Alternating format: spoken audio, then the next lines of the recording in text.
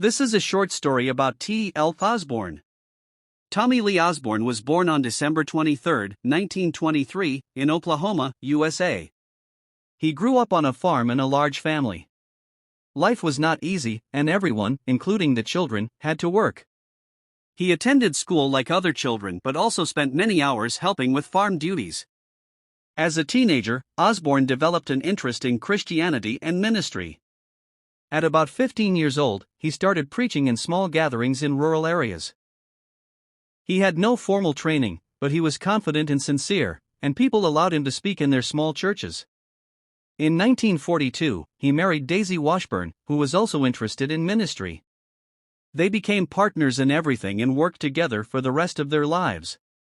In 1945, TL and Daisy Osborne traveled to India as missionaries. Their first attempt was very difficult. They did not understand the culture well, and they struggled to communicate with the people. They returned to the United States after less than a year, feeling discouraged. Back in the U.S., Osborne continued preaching. During this period, he observed the ministry of other evangelists who prayed for the sick. This influenced him and reshaped his approach to ministry. After this turning point, the Osbornes began traveling to countries around the world, holding large open-air meetings.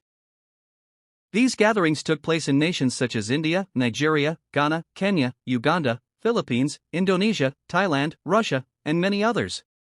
During these meetings, many people reported healings after prayer.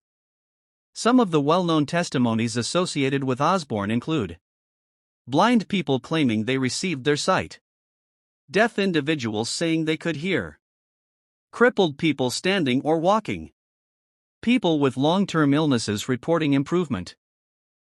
These reports spread widely and helped draw very large crowds, sometimes in the tens or hundreds of thousands. Osborne also wrote many books and produced teaching materials to help pastors and new Christians.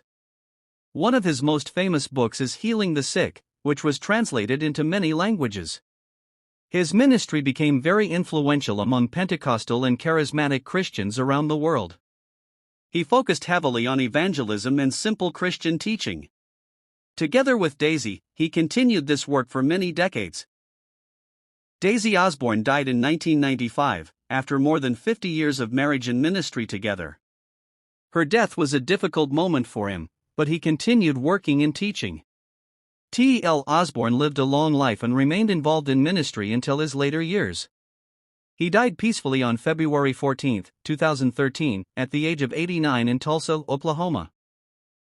Today, he is remembered for his large international evangelistic campaigns, his emphasis on simple Christian teaching, and the reports of healing that were connected to his meetings.